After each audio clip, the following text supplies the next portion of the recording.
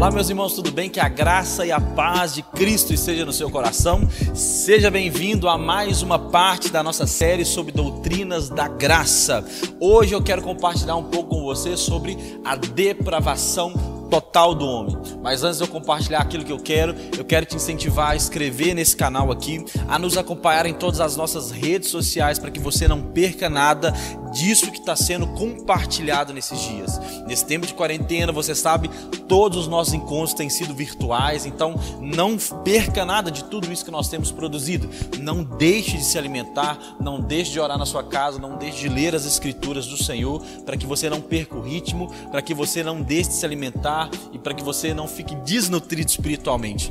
É muito importante que você mantenha as suas disciplinas espirituais, que você mantenha a comunhão familiar, porque a igreja, ela não fechou, a igreja, ela não parou, ela continua na sua casa, ela continua com a sua família. O que deu um time nesses dias foram as reuniões públicas, porque apesar da saudade, do amor que nós sentimos uns pelos outros, essa saudade, esse amor não pode ultrapassar a nossa responsabilidade. Então, como a igreja tem uma consciência social, nesses dias nós temos nos afastado um pouco para que logo mais a gente possa estar junto outra vez. Eclesiastes 3:3 vai dizer isso. Há tempo de se afastar, há tempo de estar junto, há tempo de plantar, há tempo de colher, há tempo para tudo. E esse é um tempo para sermos responsáveis. Então, permaneça em casa, seja responsável com a sua saúde, porque logo tudo isso vai passar. Mas vamos ao que importa, e hoje eu quero falar com você sobre depravação total. Hoje, de fato, nós começamos a falar sobre tudo que eu quero falar. Na semana passada, nós fizemos uma grande introdução, nós estabelecemos as bases para isso que nós vamos falar. O que nós falamos na semana passada foi sobre a soberania de Deus, que durante essa série de doutrinas da graça, você pode encontrar com algumas realidades que você não entende, ou com algumas realidades que aparentemente não há respostas tão completas na palavra de Deus, mas a soberania de Deus é sobre nós, nós deveremos descansar diante daquilo que é um mistério para nós. Então eu queria começar a falar um pouco sobre as perspectivas antropológicas do ser humano.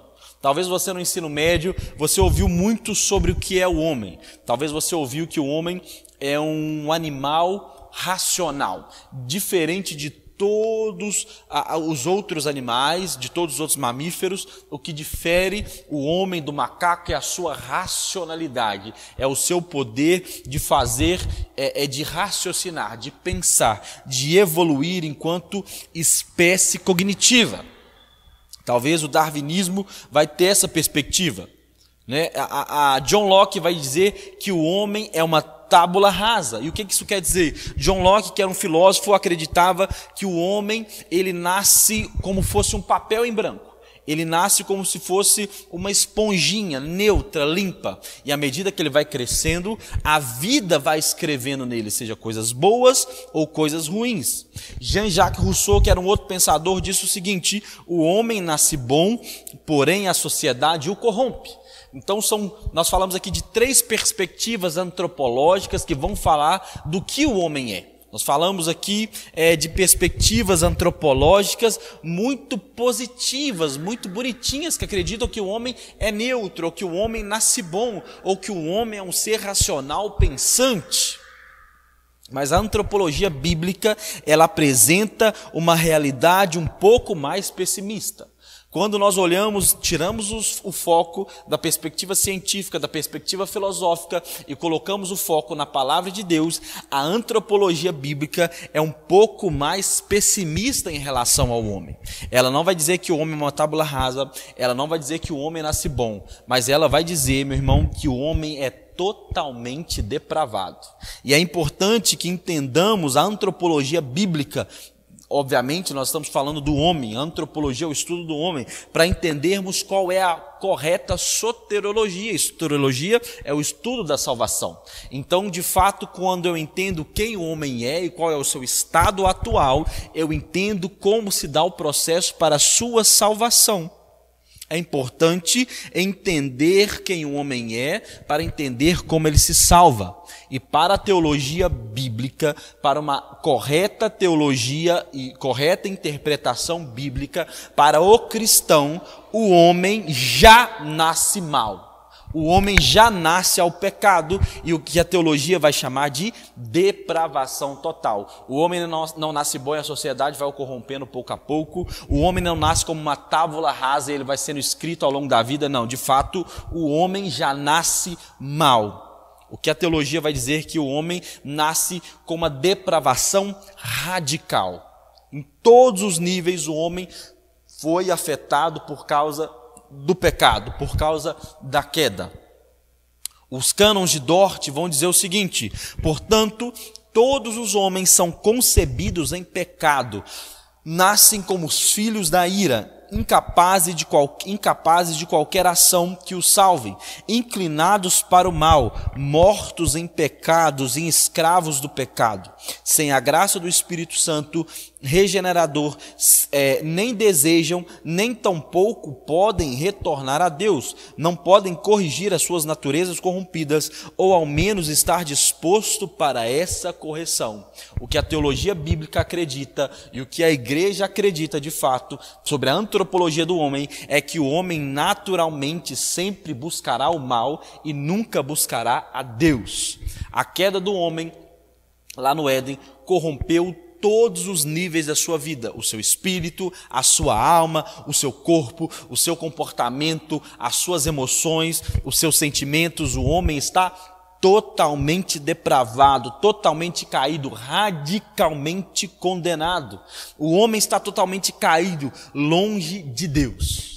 O que nós estamos querendo dizer aqui, meu irmão, é que o homem nunca vai querer buscar a Deus, ele nunca vai querer fazer o bem, ele nunca vai buscar a face de Deus por ele mesmo. E o estado de depravação dele foi tão grande que ele não tem força, ele não tem vontade, ele não tem desejo de corrigir essa natureza. Ele está muito bem caído como está.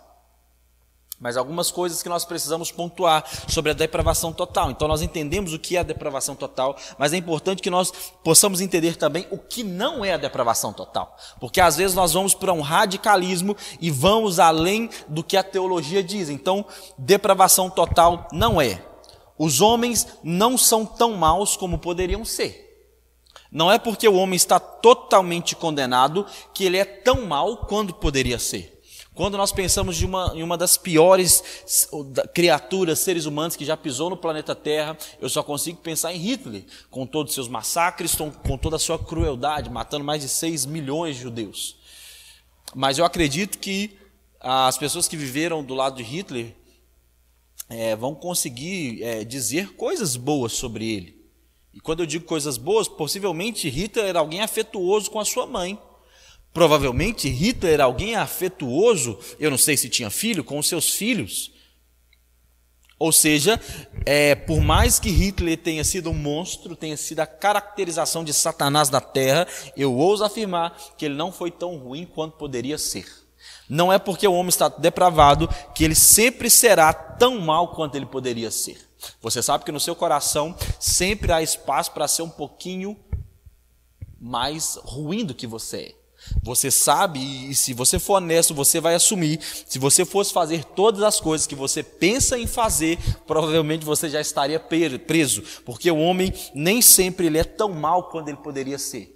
Porque talvez você olha, o meu vizinho, ele é alguém muito pior do que eu. Aquele irmãozinho lá da célula, ele é muito pior do que eu. E talvez você esteja certo. Talvez comparado a mim, talvez comparado ao seu vizinho e o irmão da sua célula, você seja uma ótima pessoa. Mas no último dia nós não seremos comparados com o nosso pastor, com o irmão da célula, nem com o nosso vizinho. Nós seremos comparados com Cristo e todos nós estaremos envergonhados de não sermos tão bom quanto Cristo é.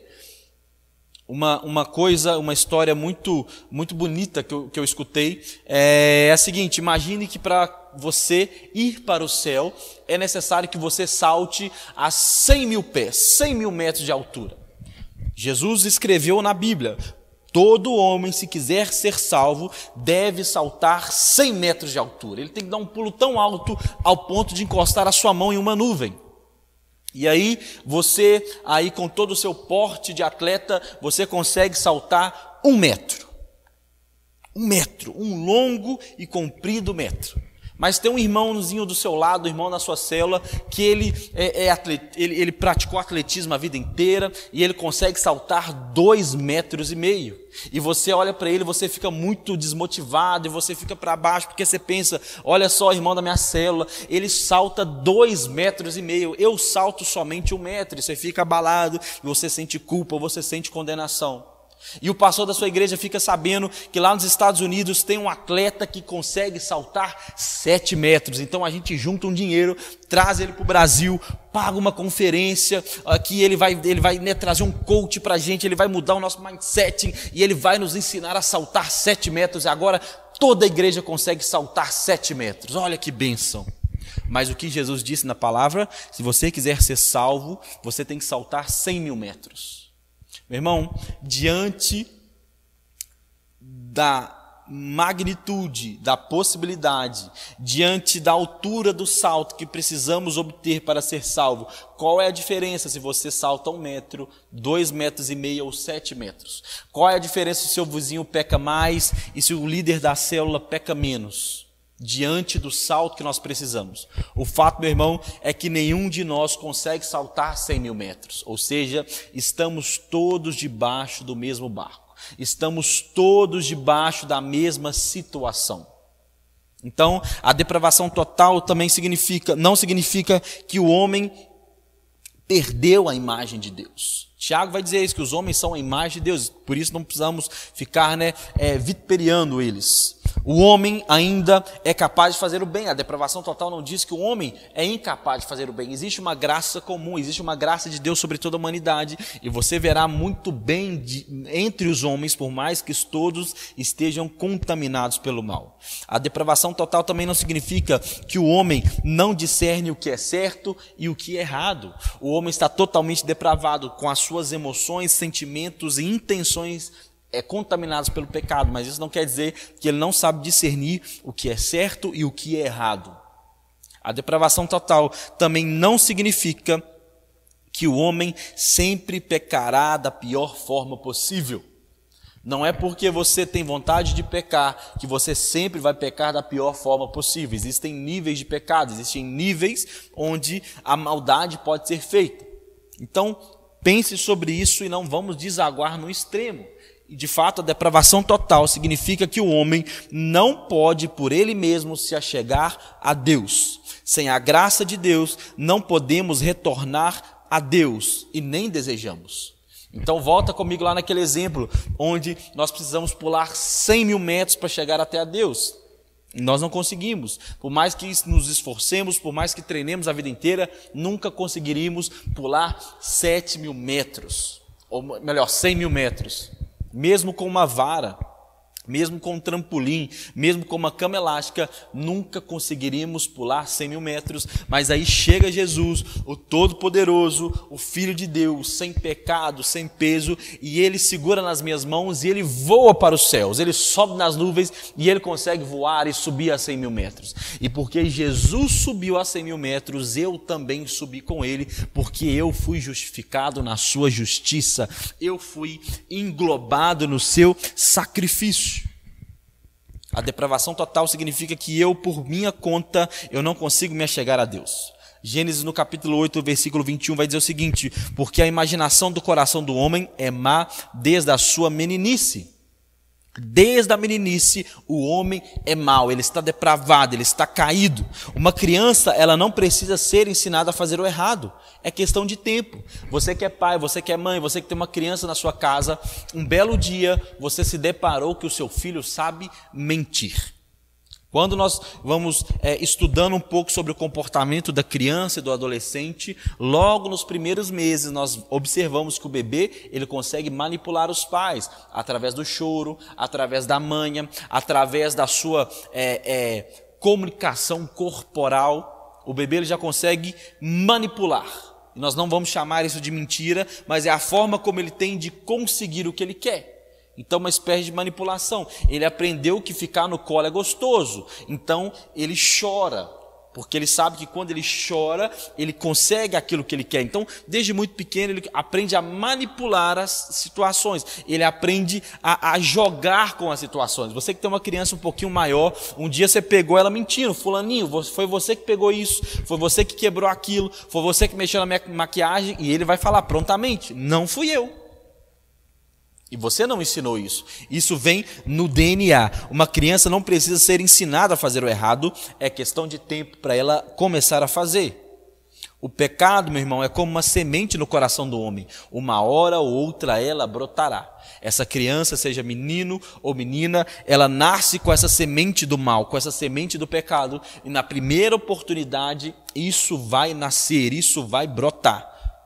Jean-Jacques Rousseau disse que o homem nasce bom, a sociedade o corrompe. Na verdade, ele está completamente enganado, porque o homem nasce mal, a sociedade o melhora. O homem nasce, meu irmão, mal. Já viu uma criança pegando pirraça sem limite no supermercado? Ela cai no chão, ela rola no chão, ela rasga as coisas, ela bate, ela chuta, parece um cachorro desfreado. Mas a sociedade, os pais vão trazendo vida e vão limitando aquela criança. Provérbios 22:15 vai dizer: a insensatez está ligada ao coração da criança, mas a vara da disciplina livrará dela. Diz que a criança nasce louca, a criança lá nasce com a insensatez, com a maldade, mas a disciplina dos pais livra a criança dessa loucura, coloca a criança nos eixos. Então o homem nasce mal, a sociedade que o melhora. Salmo 58:3 vai dizer: os ímpios erram o caminho desde o ventre, e desviam-se os mentirosos desde que nascem. Então, meu irmão, o homem, sim, ele nasce mal. O homem nasce condenado, o homem nasce pecador. Com isso, obviamente, eu não estou dizendo e não estou afirmando que criancinhas vão para o inferno. Ah, pastor, você está dizendo então que a criança nasce má, que a criança já nasce pecadora, que ela já nasce depravada. Quer dizer que se eu perdi o meu filho no aborto espontâneo, eu perdi o meu filho por uma doença, quer dizer que ele foi para o inferno? Não, não é isso que eu estou dizendo. Nós podemos um dia gravar um vídeo exatamente para falar sobre isso. Eu de fato não acredito que as crianças vão para o inferno, eu de fato não acredito que os bebês vão para o inferno, eu acredito que existe uma eleição e uma graça especial para esses pequeninos. Jesus mesmo diz: deixa os pequeninos vir a mim, porque deles é o reino do céu. Eu de fato não acredito que existe uma inocência, porque ninguém é inocente, todos são culpados, todos estão destituídos da glória de Deus, mas para os pequeninos existe uma graça especial para eles, e a gente pode falar disso um dia. Mas de fato, todos nascem pecadores, todos nascem culpados, todos nascem totalmente depravados. Romanos no capítulo 3, no versículo 10, vai dizer o seguinte: não há nenhum justo, nenhum sequer, não há ninguém que entenda, não há ninguém que busque a Deus. O apóstolo Paulo é enfático e categórico a dizer que todos pecaram e não há nenhum justo, nenhum sequer. Não há nenhum justo, não há ninguém que busque a Deus, pois todos estão separados desde o Éden. Porque o homem vive pecando, meu irmão, por dois motivos. O primeiro, porque ele é escravo do pecado. E o segundo, porque ele tem uma natureza de pecado. Salmo 91, no versículo 5, vai dizer: sei que sou pecador desde o que nasci. Sim, desde que me concebeu a minha mãe. Isso aqui é Davi falando, ele está dizendo o seguinte: olha, a minha placenta foi pecado, eu fui gerado em pecado. Desde que eu nasci, eu sou pecador. Porque o homem nasce totalmente afastado e depravado de Deus. O homem, meu irmão, ele é considerado pecador não simplesmente porque ele peca, mas por causa da sua natureza de pecado. Uma criança, ela ainda não teve a oportunidade de cometer um pecado, mas a semente do pecado ainda está dentro dela, é questão de tempo. Talvez você cresceu numa família muito controlada, muito rígida, e você socialmente peca pouco, mas não se engane. Existe um potencial de pecado gigantesco dentro de você. Enquanto existe carne e sangue dentro de você, existe possibilidade de pecado. Pense comigo, nós temos duas árvores, uma mangueira, bebezinha ainda, que não deu nenhum fruto. E nós temos uma mangueira já mais velha, madura, que dá muitas mangas todos os anos. Qual dessas duas é mais mangueira? Aquela que não deu fruto ou aquela que dá fruto todos os anos? Qual vocês acham? As duas são tão mangueira quanto qualquer outra mangueira, tanto a que não dá fruto, como a que dá fruto, porque não é a questão do fruto que afasta a mangueira, é a questão da natureza, é a questão do seu RNA, do DNA, daquilo que está na sua assinatura genética. O fato de sermos pecadores não é pela quantidade de pecado que cometemos, mas sim pela nossa natureza afastada e caída. Romanos 6,16 vai dizer: não sabe que quando você se oferece a alguém para lhe obedecer como escravos, tornam-se escravos daquele que obedecem, escravos do pecado que leva à morte ou da obediência que leva à justiça. Nós éramos escravos do pecado. E algo interessante sobre o escravo é que o escravo ele não tem vontade própria. O escravo faz aquilo que o seu senhor manda. O homem pecador, o homem caído, ele não faz a sua vontade própria. Ele não tem uma vontade assim, nossa, que vontade na igreja hoje, que vontade de servir a Deus. Não, ele sempre vai desejar o mal. O escravo ele não pode gerar libertação sobre a sua vida, porque ele é dono, ele pertence a alguém. E esse alguém é o pecado, e esse alguém é o mal. Romanos no capítulo 13, do versículo 10 até o 18, vai descrever a situação terrível do homem em seu interior. Romanos no capítulo 3, versículo 23 vai dizer: porque todos pecaram e estão destituídos da glória de Deus. Meu irmão, Paulo é enfático em dizer: todos pecaram, não há exceção, absolutamente todos pecaram. E quando pecaram? Isso começou lá no Éden, em Gênesis no capítulo 3, quando vai expor a queda de Adão e Eva. Tudo isso começou no Éden. O pecado de Adão representa o pecado de toda a humanidade, e é como herdar a cor dos olhos dos pais, é como herdar a cor da pele, o cabelo dos pais. Nós herdamos essa natureza caída, amaldiçoada, depravada de Adão. Radicalmente estamos depravados e caídos. Assim como herdamos o DNA, as características físicas, biológicas dos nossos pais, herdamos também essa natureza caída de Adão. Romanos 5,12 vai dizer: portanto, da mesma forma como o pecado entrou no mundo por um homem, e pelo pecado a morte, assim também a morte veio a todos os homens, porque todos pecaram. O pecado veio por Adão, mas todos os homens pecaram. O pecado entrou por Adão, mas todos pecaram, todos pecaram. A humanidade, meu irmão, ela escolheu fazer o mal. E ela consecutivamente escolhe fazer o mal. O homem, nesse estado que eu acabei de descrever, pega tudo isso que eu falei para trás: um homem pecador, um homem caído, um homem que nasce em pecado, um homem que deseja fazer o mal, um homem que nasceu na placenta do pecado. Esse homem, nesse estado, não tem vontade e não tem condições de buscar a Deus. Esse homem, meu irmão, está caído. E por si só, ele não pode ir a Deus. Esse homem caído, ele não tem forças o suficiente para ir a Deus. Ele não tem. É como você pegar um porco e dar um banho no porco, colocar um lacinho no porco, passar perfume no porco, e você coloca uma poça de lama com lavagem para ele. E você coloca uma água, uma piscininha bem limpinha para ele.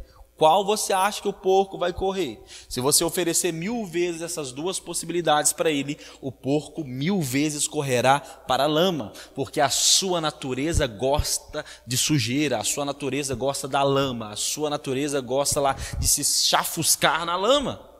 O homem caído nunca escolherá a Deus, pois a sua natureza odeia a Deus, a sua natureza é aversa a Deus. O homem, meu irmão, não há respaldo bíblico para eu dizer que o homem busca a Deus de livre escolha. Não há nenhum respaldo de experimentativo para dizer que o porco sempre vai escolher a piscina limpinha, a água limpinha. Também não há respaldo bíblico para eu dizer que o homem tem uma livre escolha para buscar a Deus, porque o homem está caído e por si só não quer a Deus. O homem não tem livre escolha para escolher a Deus. Não porque Deus está privando, mas porque o homem não quer. Da mesma forma que o porco buscará 1000 vezes a lavagem e a lama, 1000 vezes que você oferecendo duas possibilidades para ele, o homem, o porco, e já confundi tudo, mas você entendeu. Da mesma forma, o homem também escolherá 1 milhão de vezes a lama ao invés de Deus. É porque Deus está o privando? Não, ele é perfeitamente livre para escolher o que ele quiser, mas a sua vontade não o permite. Não, Deus não está segurando ninguém, mas Ele não quer, a sua vontade não permite, porque a sua natureza aponta para o pecado, a sua natureza gosta e corre para o pecado. E não há como falar, meu irmão, de depravação total sem falar de livre-arbítrio. É uma grande discussão entre nós. E o que é livre-arbítrio? Arbítrio basicamente significa escolha. Livre-arbítrio, uma liberdade de escolha. E o homem tem livre-arbítrio? Essa é uma grande questão que se arrasta por séculos. O homem tem livre-arbítrio? Depende. Mas eu digo que o homem, sim, ele tem livre-arbítrio. Você pode escolher com quem você vai casar. Foi eu que escolhi a esposa que eu me casei. Eu escolhi essa roupa que eu viria aqui para hoje. Eu escolhi a capinha do celular a qual eu uso. Eu escolhi a faculdade que eu estou fazendo. Ou seja, eu tenho livre escolha para escolher o que eu quiser. Eu escolho o que eu quiser. Mas será que o homem tem uma livre escolha para escolher a Deus? Será que o homem é tão livre ao ponto de conseguir escolher a Deus? É aí que a história muda. Porque pense comigo, eu quero te dar um exemplo. Até se você me chamar para comer na sua casa, você já está sabendo, né? Eu não gosto de jiló. Eu não gosto do sabor, eu não gosto da textura, eu não gosto do cheiro. Eu não tenho afeição pelo jiló. Não gosto, irmão, de jiló. Eu acho que jiló é comida de passarinho. Eu não gosto de jiló. Então imagine que eu fui comer na sua casa e você me ofereceu um prato de jiló. E do outro lado você me ofereceu um prato de picanha. 1000 vezes, meu irmão, que você me oferecer jiló ou a picanha, 1000 vezes eu aceitarei a picanha. E 1000 vezes eu desprezarei o jiló. A minha vontade é livre para escolher o jiló. A minha vontade também é livre para escolher a picanha. A minha vontade, meu irmão, é livre para odiar um ou outro. Só que tem uma coisa que me barra em escolher o jiló. A minha própria vontade. Porque eu odeio o jiló. E por mais que eu faça força, por mais que eu queira, eu nunca vou escolher o jiló, porque eu odeio o jiló, eu tenho aversão. Eu sempre escolherei a picanha. Eu sempre escolherei aquilo que eu gosto, porque os meus olhos são atraídos para ali. Eu gosto do sabor, eu gosto do cheiro. Ofereça, meu irmão, 1000 vezes Deus ao homem caído e 1000 vezes ele escolherá o pecado. Não porque Deus o está segurando, mas porque ele odeia a Deus, ele não gosta de Deus, ele é aversivo a Deus e ele quer e ele gosta e ele ama o pecado. Na Bíblia, em momento algum, nós vamos encontrar respaldo para dizer que o homem de livre escolha, livre vontade, escolheu a Deus. Jamais ele escolherá a Deus. Porque, meu irmão, a queda afetou toda a nossa vida. Ela controla toda a nossa natureza. E Paulo assume essa situação ao dizer o seguinte, em Romanos 7, no versículo 15. Olha esse texto. Eu não entendo o que faço, pois não faço o que desejo, mas o que odeio. E se faço o que eu não desejo, admito que a lei é boa. Paulo acabou de fazer uma exposição sobre a lei. E Paulo está dizendo o seguinte, olha, a lei fala para eu fazer X. E eu sei que isso é bom, mas eu não consigo fazer X, eu só consigo fazer Y. E Paulo vai seguir. Nesse caso, não sou mais eu quem faz, mas o pecado que habita em mim. Paulo está dizendo, eu tenho uma vontade de escolher o jiló. Eu queria escolher o jiló, mas eu só escolho a picanha. Por quê? Porque não sou eu que estou escolhendo, mas é o pecado que habita em mim que sempre vai escolher o mal. Eu quero escolher a lei de Deus, eu quero me alimentar da lei de Deus, mas eu não consigo, porque existe um pecado, um mal em mim que sempre vai escolher o pecado. Sei que nada de bom habita em mim, isso é, em minha carne, porque tenho o desejo de fazer o que é bom, mas eu não consigo realizá-lo. Pois o que eu faço não é bem o que eu desejo, mas o mal que eu não quero fazer, esse eu continuo fazendo. Ora, se faço o que não quero, já não sou eu quem faço, mas o pecado que habita em mim. O que Paulo está dizendo? Mesmo eu sabendo o que é certo, mesmo eu querendo fazer o que é certo, eu sempre faço errado. Mesmo eu querendo escolher a Deus, eu sempre escolho o pecado. Irmão, como que você expõe e fala que existe livre-arbítrio diante desse texto? Paulo está dizendo, eu quero fazer o bem, mas tem um troço de mim que me empurra a fazer o mal. Eu não tenho liberdade de escolher o bem ou o mal. Eu sempre escolherei o mal, eu sempre escolherei o pecado, eu sempre escolherei uma vida caída, eu sempre escolherei a lama. Ora, se eu faço o que não quero, já não sou eu quem faz, mas o pecado que habita em mim. Diante desse texto, meu irmão, como afirmar que temos livre arbítrio, livre escolha para escolher a Deus? O nosso arbítrio está escravizado, a nossa vontade está amalgamada com o pecado. A nossa vontade é inclinada a todo mal. E a única forma, meu irmão, desse ciclo vicioso de pecado e de rejeição a Deus acabar, de forma unilateral, é Deus quebrando isso. A única forma dessa barreira, desse ciclo, desse loop infinito, desse gap entre mim e Deus ser quebrado, é Deus vindo em minha direção e de forma unilateral, meu irmão, quebrar essa barreira. Nos resta apenas uma esperança, e essa esperança se chama Cristo. Onde Cristo vem, Ele arranca o nosso coração de pedra e Ele nos dá um coração de carne. Essa é a nossa única esperança, porque nós não temos escolha para escolher a Deus, porque nós sempre queremos escolher o pecado. Por que disso? Por causa da nossa natureza, por causa do mal que existe em nós. Mas aí Jesus vem, arranca o nosso coração de pedra, nos dá um coração de carne e todas as coisas se fazem novas. Mas isso é assunto para um próximo vídeo e eu te espero na semana que vem para a gente dar continuidade a esse bate-papo e entender o que Cristo fez com essa nova natureza, ou melhor, o que Cristo fez com essa antiga natureza e qual é essa nova natureza e como que se deu esse processo de Cristo arrancar o meu coração de pedra e me dar um coração de carne. Então entenda, meu irmão, que somos totalmente depravados, não temos a menor condição de buscar a Deus, a menos que Ele nos busque primeiro, porque é isso que a palavra vai dizer: não foste vós que escolheste a mim, mas eu escolhi a vós. Amém? Deus te abençoe, tenha uma semana rica, cheia da graça e da presença de Deus. Amo vocês, até semana que vem.